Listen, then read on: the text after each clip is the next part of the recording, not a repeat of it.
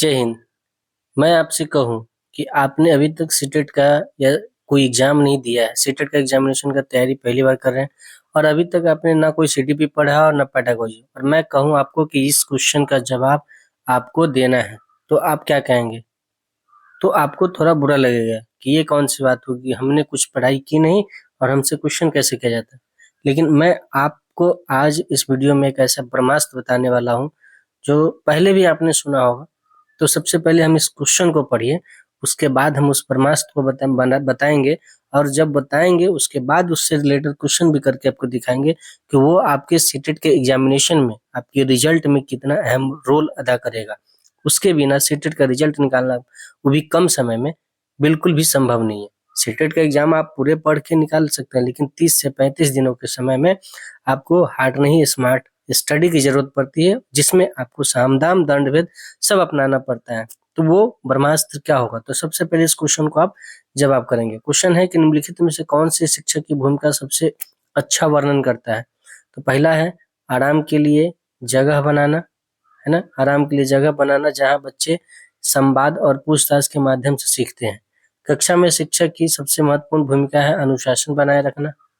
एक शिक्षक को निर्धारित पाठ्य पुस्तक का पालन करना चाहिए और समय पर पूरा करना चाहिए पाठ्यक्रम को, और साथ साथ दोहराने के लिए पर्याप्त समय देना चाहिए। अभी आपको नहीं समझ में आया? चलिए अब हम उस ब्रह्मास्त्र के पहले पास चलते हैं, उसके बाद इस क्वेश्चन को बनाने आते हैं। इसके बाद आप खुद अपने से इस क्वेश्चन का आंसर करेंगे, और उस ब्रह्मास्त्र का नाम है टैगवर्ड, या इसी को आप कीवर्ड के नाम से जानते हैं, जो कि आपके सीटेट में बहुत ही इंपॉर्टेंट रोल अदा करता है। यदि आपको सीटेट निकालना है एक ही बार में, है ना, कम समय के अंदर, तो आपको कुछ ऐसे हथियार होने चाहिए जिसके मदद से आप चंद सेकंड में क्वेश्चन को देखते हुए वर्ड की सहायता से सिर्फ वर्ड देखें और आपका आंसर लग जाना चाहिए। तो वो है आपका कीवर्ड। और कीवर्ड आपका कुछ बहुत ज्यादा कीवर्ड नहीं है, कुछ पॉजिटिव टैग वर्ड होते हैं जिसको आप देखते हैं क्वेश्चन का आंसर सही हो जाता है, पॉजिटिव टैग वर्ड उसको बोला जाता है। और कुछ आंसर का गलत आंसर होता है, उसके लिए भी अलग से है। अब कौन कौन से ऐसे वर्ड है जिसको आपको अगर आंसर में मिल रहा है, अगर ऑप्शन में मिल रहा है, तो उसको सही करना है, और कौन वर्ड ऐसे हैं जिसको आपको देखते ही उस ऑप्शन को काट देना है। तो सबसे पहली बात, सक्रिय शब्द जैसा दिखे, जिसको हम इंग्लिश में एक्टिव वर्ड बोलते हैं। तो ये एक्टिव किस मामले में? तो ये होना चाहिए जो हमारा लर्नर है, जो बच्चे होना चाहिए, वो एजुकेशन ले रहे हो, जब लर्निंग कर रहे हो, जब शिक्षा ग्रहण करो, तो उसमें एक्टिव हो। जब आपका क्लास हो तो बच्चे का एक्टिव होना बहुत जरूरी है। अब बच्चे का, मान लीजिए किसी कोने में बैठे हैं, निष्क्रिय हैं, यानी इनएक्टिव है, तो वो आपका निगेटिव टैग वर्ड हो जाएगा। बच्चे हमेशा सक्रिय होने चाहिए, एक्टिव होने चाहिए। तो जहां भी एक्टिव वर्ड आपको दिखे, वो आपका ऑप्शन 200% सही होगा। दूसरी बात, जब भी आपको ऑप्शन में बाल केंद्रित एजुकेशन देखे, चाइल्ड सेंट्रिक, चूंकि अगर आपको सीटेट एग्जामिनेशन निकालना है तो मन में बैठा लीजिए, दिमाग और मन और मस्तिष्क में बैठा लीजिए कि जो बच्चे हैं आपके लिए भगवान हैं। यानी बच्चे जैसे कहेंगे, बच्चे जैसे समझेंगे, बच्चे की जो जरूरत होगी उसी के अकॉर्डिंग हमको क्लास चलाना है, ना कि हम कितना बड़ा भी विद्वान शिक्षक हैं, हमको अपने अकॉर्डिंग कुछ नहीं। तो एजुकेशन जो होनी चाहिए वो बाल केंद्रित होनी चाहिए, यानी चाइल्ड सेंटरिंग। सेंटर में बच्चे को रखकर बच्चे की जरूरत के अनुसार, बच्चे की जो जरूरत है, जिस हिसाब से बच्चे सीखेंगे उसके हिसाब से। तो जिस दिन आपने बाल केंद्रित एजुकेशन पे फोकस कर लिया, उस दिन आपका सीटेट का क्वेश्चन ऐसे ही धर धर बनेगा। यानी बच्चे के बच्चे के हित में जो भी ऐसी प्रक्रियाएं करनी हो आपको, जो बच्चे को जल्दी सीखने में मदद करती है, तो वो आपका सही आंसर हो जाएगा। तो ये ध्यान रखिएगा, ये ऐसा शब्द जो है बाल केंद्रित शब्द, ये आपको बहुत ही इंपॉर्टेंट हो जाता है पॉजिटिव टैग वर्ड में। हमेशा बच्चे को क्या करना है? प्रोत्साहित करना है, पढ़ने के प्रति प्रोत्साहित करना है, अप्रिशिएट करना है कि नहीं, आप बहुत अच्छे बच्चे हैं, आपको जो है दुनिया में सब कुछ आप कर सकते हैं, आप किसी से कम नहीं है, ठीक है। तो प्रोत्साहित करते रहना चाहिए बच्चे को, जिससे बच्चे का पढ़ने का जो है क्षमता और पढ़ने के प्रति जो भावना है वो बढ़ती रहती है। तो जब भी प्रोत्साहन जैसा वर्ड दिखे तो वो आप पॉजिटिव टैग वर्ड में आ जाएगा। बच्चे को हमेशा अवसर देने चाहिए, बोलने का अवसर। अब जैसे एज अ टीचर हम गए क्लास में और अपना ही लेक्चर लगले झाड़ने, और बच्चे जब भी कुछ पूछ रहे हैं तुरंत उसको डांट के बिठा दे रहे हैं, तो डांटना, बच्चे को फटकारना, है ना, बच्चे को अपॉर्चुनिटी नहीं देना, वो सब निगेटिव टैग वर्ड है, वो ऑप्शन आपका गलत हो जाएगा। बच्चे को हमेशा अवसर प्रदान करना चाहिए बोलने के लिए, ताकि उसके अंदर की प्रतिभाओं को आप अच्छे से जान पाए और बच्चे आगे आकर अपना आंसर दे पाए और उसको सीखने में वो बहुत मदद करता है। तो जब भी आप बच्चे को अपॉर्चुनिटी जैसा शब्द का इस्तेमाल हो अवसर देने की बात, तो वो ऑप्शन 200% सही होगा। लर्निंग बाय डूइंग से बच्चे ज़्यादा सीखते हैं। बच्चा को अगर करने का मौका दिया जाए, वही जो अवसर हम देंगे और बच्चे जो खुद के करके सीखेंगे, उससे ज़्यादा बेहतर तरीका नहीं होता है। तो जब भी ऑप्शन में करके सीखना जैसा वर्ड हो, तो वो पॉजिटिव टैग वर्ड होगा। उसका आंसर को आप आँख मूंद के मार सकते हैं। वीडियो को अंत तक जरूर बने रहिएगा। इसमें अभी जस्ट इस क्लास के पॉजिटिव निगेटिव टैग वर्ड के जस्ट बाद आपको उससे रिलेटेड क्वेश्चन दिखाएंगे, जो आपने अभी तक पढ़ा नहीं होगा, लेकिन आप ऐसे ही क्वेश्चन का आंसर करेंगे। त्रुटियां करना, बच्चे के लर्निंग में त्रुटियां, मिस्टेक्स, गलतियां, ये जो है सबसे अहम भूमिका अदा करती है। बच्चे जल्दी तभी सीखेंगे जब वो गलतियां करेंगे, और गलतियां तभी होती हैं जब बच्चे एक्टिव होते हैं। तो जो बच्चा एक्टिव होगा पढ़ाई में, वही गलतियां करेंगे। और गलतियां करना ये गलत टैग वर्ड नहीं है, गलतियां करना पॉजिटिव टैग वर्ड में आता है। गलतियां करना बच्चों के लिए अच्छी बात माना गया है, जिससे बच्चे सीखते हैं। रचनात्मक आकलन, जब भी बात करें रचना, यानी कंस्ट्रक्टिव फॉर्मेटिव असेसमेंट इसको बोलते हैं।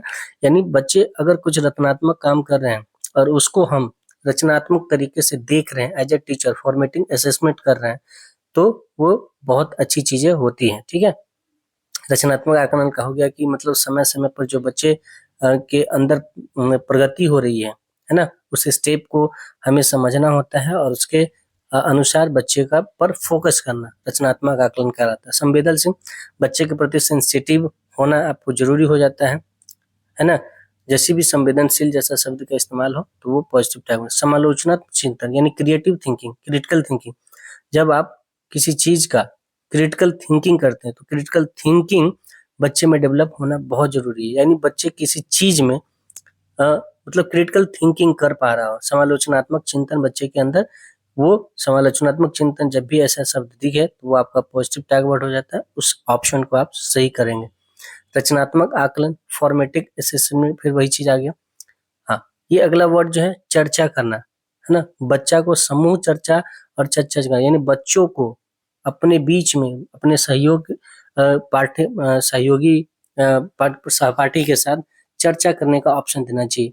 अब किसी टॉपिक को आप पढ़ा रहे हैं, तो आप उसको व्याख्यान देने के बजाय, व्याख्यान आपका देना नहीं है, जैसे ही आप आए और टॉपिक पे व्याख्यान देना, तो वो आपका निगेटिव टैग हो। उसमें बच्चों को वो टॉपिक दीजिए और बच्चों को बोलिए, बच्चों के बीच में चर्चा करके सभी बच्चे अपने अपने जो है, मतलब वही अवसर देने से संबंधित होगा चर्चा करना, समूह चर्चा करना, जिसको डिबेट कहते हैं।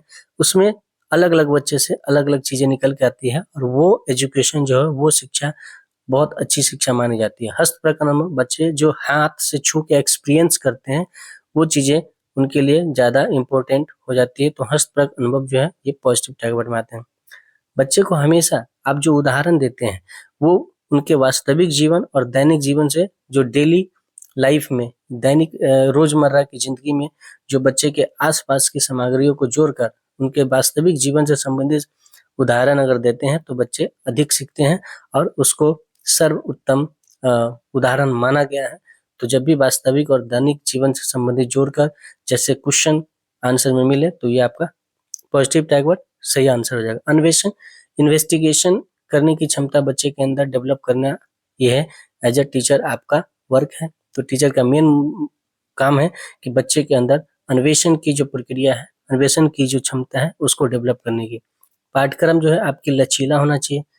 पाठ्यक्रम केंद्रित आपका एजुकेशन नहीं होना चाहिए। मतलब पाठ्यक्रम ऐसा होना चाहिए, अब सपोज करो बच्चे को क ख ग घ में दिक्कत है और आप बच्चे को पाठ्यक्रम के अनुसार टेक्स्ट बुक का चैप्टर नंबर 1 पढ़ा रहे हैं, तो उससे कोई मतलब नहीं है, फिर वो आपके एजुकेशन देने का कोई मतलब ही उसका नहीं हुआ। तो पाठ्यक्रम ऐसा होना चाहिए जो बच्चे के अकॉर्डिंग, बच्चे के जरूरत के अनुसार होना चाहिए। तो वो पाठ्यक्रम आपका लचीला होना चाहिए। ऐसे शब्द का आपका इस्तेमाल देखने को मिलेगा। सहयोगात्मक, वही कोलेबोरेशन वाला काम होना चाहिए, एक दूसरे का सहयोग वाली प्रवृत्ति होनी चाहिए। तो ऐसे शब्दों को आप पॉजिटिव टैग वर्ड में लेंगे। समावेशी शिक्षा, इंक्लूसिव एजुकेशन होनी चाहिए।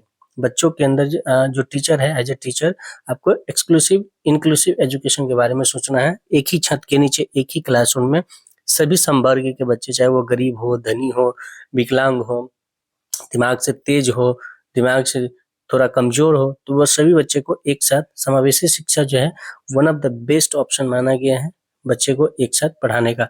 सहभागिता मतलब हर बच्चे का किसी भी एक्टिविटी में सहभागिता होना जरूरी है, तो बच्चे ज्यादा जल्दी सीखते हैं। तो सहभागिता बच्चों के लिए काफी इंपॉर्टेंट हो जाता है। रोल प्ले करके किसी चीज के बारे में अगर आपको समझाना है, तो अलग अलग बच्चे को अपना अपना रोल यानी उसका कैरेक्टर दे दीजिए।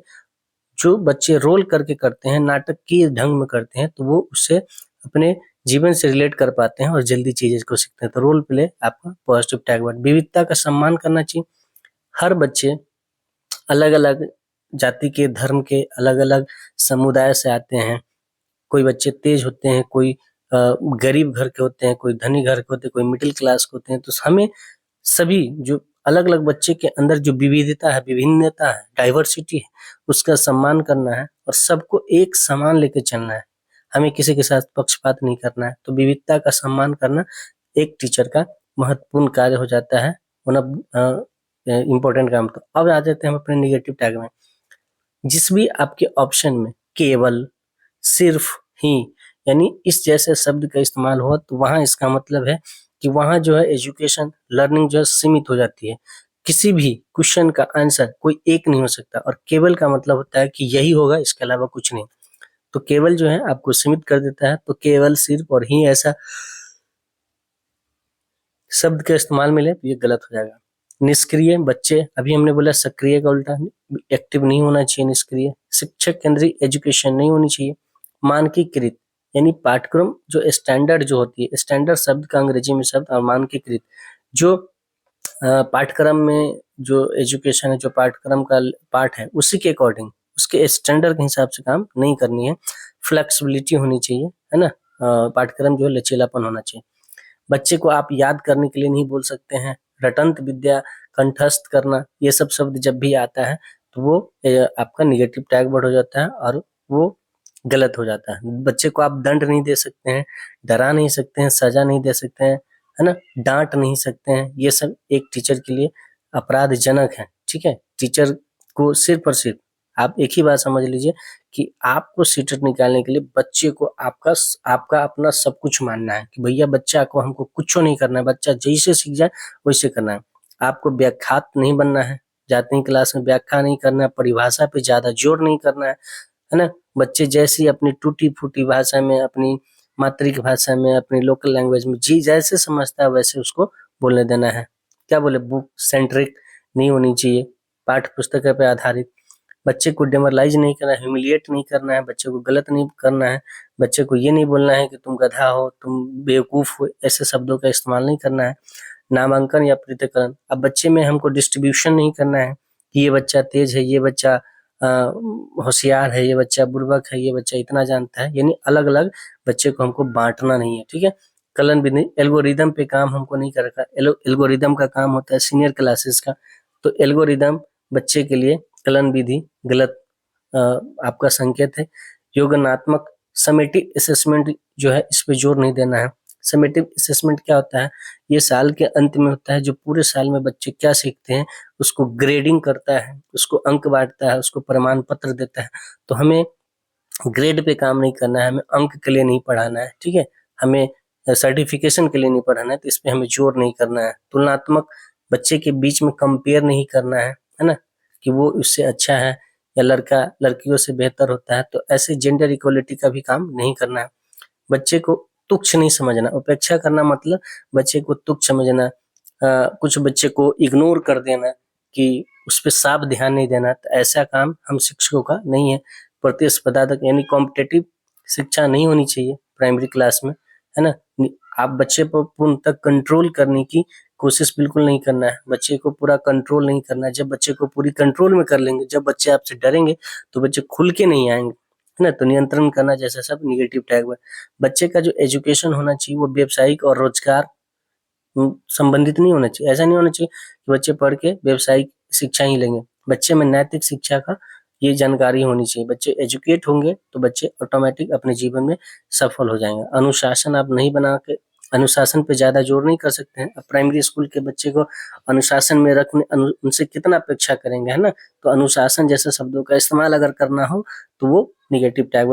अब पहले का जमाना गया जब हम बच्चे को कोरा कागज या खाली स्लेट कहते थे, तो खाली स्लेट जैसा शब्द का इस्तेमाल बच्चों के लिए करना पाप है।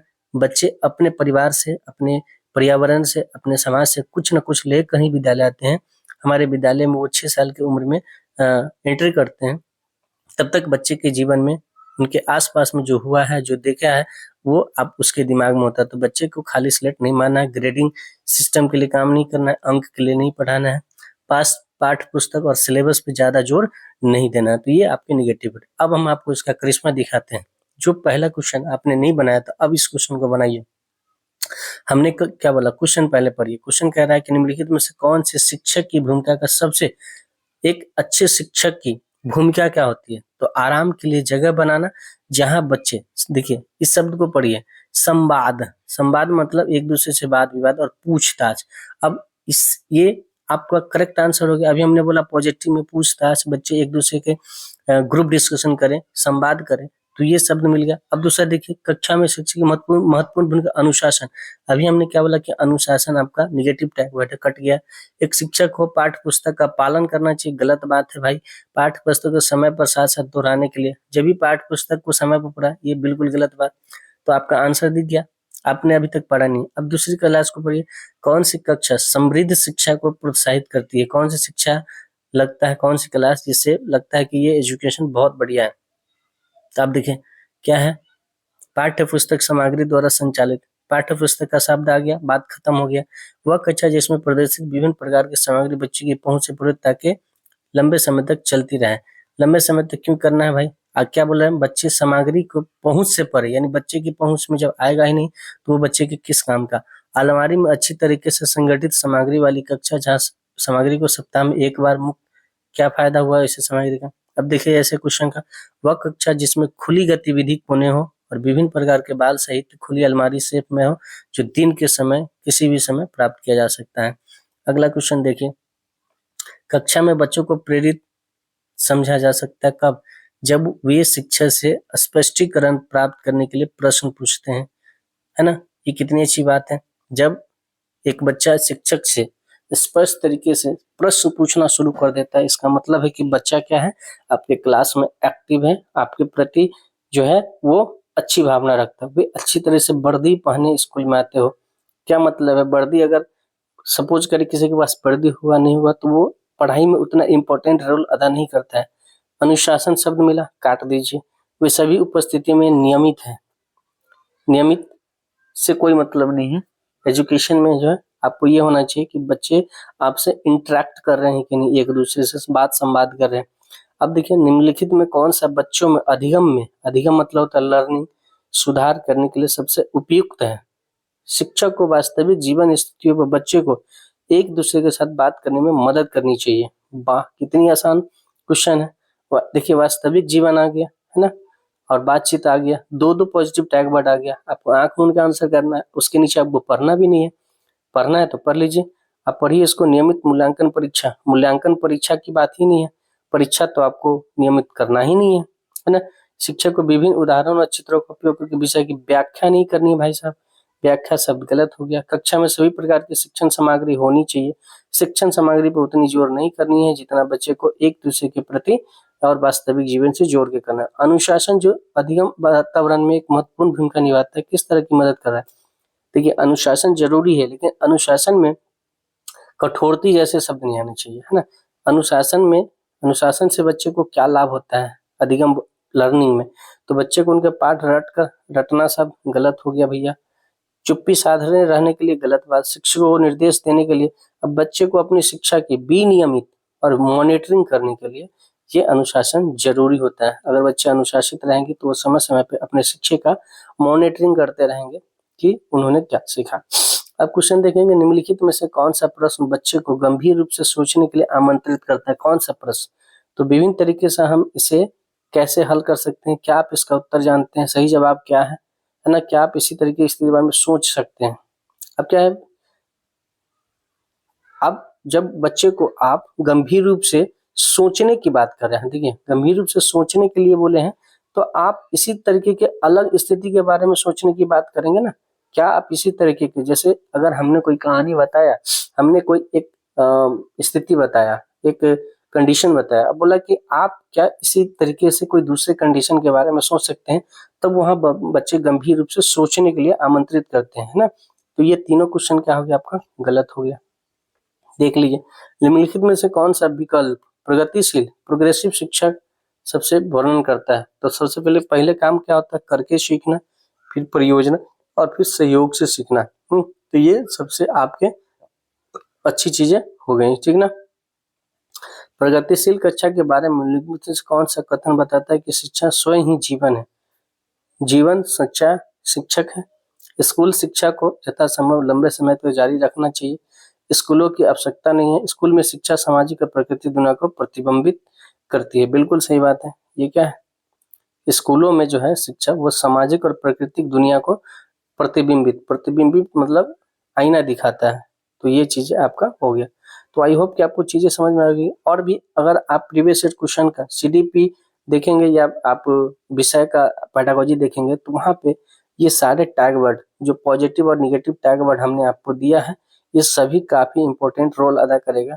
जो बहुत सारे क्वेश्चन आपको ऐसे मिलेंगे जिसके बारे में आप कुछ जानते नहीं होंगे, लेकिन इसका आंसर आप सही कर जाएंगे। तो आई होप कि आपको ये वीडियो बहुत अच्छा लगा हो और आपके जीवन में आपके सीटेट के एग्जामिनेशन के लिए या आपके प्रीवियस क्वेश्चन सॉल्व करने में ये काफी मदद करेगी। Thank you so much. मिलते हैं नेक्स्ट वीडियो में। तब तक के लिए आप स्वस्थ रहिए, मस्त रहिए और अपने पढ़ाई में पूरी तरीके से लगे रहिए। वीडियो से संबंधित कोई डाउट हो या फिर आगे आप हमें कोई सलाह देना चाहते हैं तो आप हमें कमेंट के जरिए सलाह दे सकते हैं। बाकी ये पीडीएफ अगर चाहिए आपको तो नीचे डिस्क्रिप्शन बॉक्स में हम टेलीग्राम चैनल का लिंक दे देंगे, या फिर आप प्रीवियस ईयर कोई भी किसी भी साल का प्रीवियस ईयर क्वेश्चन पेपर चाहिए तो आप हमें टेलीग्राम चैनल को ज्वाइन कर लीजिएगा। वहां पे आप जो कुछ भी हमसे चाहिए वो आपको हम देने का प्रयास करेंगे। Thank you so much. जय हिंद।